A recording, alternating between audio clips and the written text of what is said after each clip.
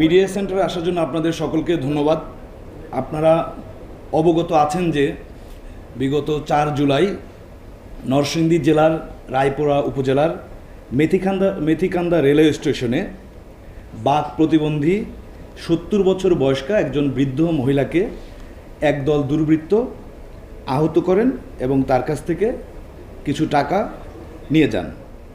পরবর্তীতে ৮ জুলাই দিবাগত রাতে নরসিংদী সদর হাসপাতালে নেওয়ার পথে উনি মর্মান্তিকভাবে মৃত্যুবরণ করেন। এই বৃদ্ধা মহিলা যিনি বাক প্রতিবন্ধী, উনি প্রায় দীর্ঘ ২৫ বছর যাবৎ ওই রেলওয়ে স্টেশনে একটি পরিত্যক্ত ভবনে থাকতেন। ওনাকে এলাকাবাসীও চিনতেন এবং তার প্রতি সদয় হয়ে তাকে বিভিন্ন সময় সাহায্য সহযোগিতা করতেন। স্টেশনে যে যাত্রীরা আসতেন তারাও সাহায্য সহযোগিতা করতেন। উনি নিজেও ছোটোখাটো কাজ করতেন এবং ওনার দীর্ঘদিনের সঞ্চিত অর্থ তার কাছে ছিল। এটা দুর্বৃত্তরা জেনে যায় এবং ধারণা করা যায় যে এই অর্থ নেওয়ার জন্যই তারা আসলে হামলা করে। স্যান্ডেলিনা সো, রূপচর্চায় আভিজাত্য। পরবর্তীতে রেলওয়ে পুলিশ ভৈরব থানাতে ওই স্টেশনের যে সহকারী স্টেশন মাস্টার, তিনি বাদী হয়ে ৩৮০, ৩২৩ এবং ৫০৬ ধারা অর্থাৎ চুরি, জখম এবং হত্যা চেষ্টার মামলা দায়ের করেন।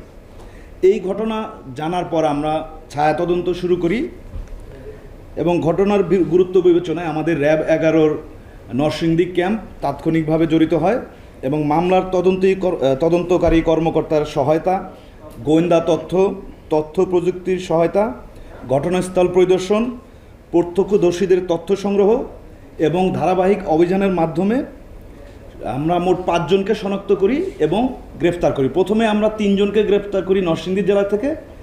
২ জন ওই ঘটনাস্থল অর্থাৎ নরসিংদী এলাকায় ছিল না। পরবর্তীতে তারা ব্রাহ্মণবাড়িয়ার নবীনগর উপজেলাতে চলে যায়। তখন আমরা আমাদের র্যাব 9-এর সহায়তায় ব্রাহ্মণবাড়িয়া থেকে গ্রেফতার করি। পরবর্তীতে তাদেরকে আমরা রেলওয়ে পুলিশ ভৈরব থানায় হস্তান্তর করেছি এবং তদন্ত কার্যক্রম চলমান আছে। গ্রেপ্তার করে আসামিদের বিরুদ্ধে প্রয়োজনীয় আইনানুগ ব্যবস্থা গ্রহণ শেষে প্রেরণ করে এবং আপনারা জেনে থাকবেন যে দেশের আইন শৃঙ্খলা রক্ষা এবং অপরাধ দমনে র্যাব অত্যন্ত পেশাদারিত্বের সাথে দায়িত্ব পালন করে যাবে। এখানে একটি বিষয় উল্লেখযোগ্য যে এই যে বৃদ্ধা মহিলা, যিনি আসলে ছিলেন একজন প্রতিবন্ধী, একটা বার্তা আমরা দিতে চাই যে যার জন্য কেউ নাই তার জন্য র্যাব, আইনশৃঙ্খলা বাহিনী এবং রাষ্ট্র রয়েছে এবং এই ঘটনা অত্যন্ত মর্মান্তিক এবং আমরা আমাদের একটা নৈতিক দায়িত্ব মনে করি, যার কারণে আমরা অত্যন্ত পেশাদারিত্বের সাথে তাৎক্ষণিকভাবে সর্বাত্মক চেষ্টা চালিয়ে তাদেরকে আইনের আওতায় আনতে সক্ষম হয়েছি।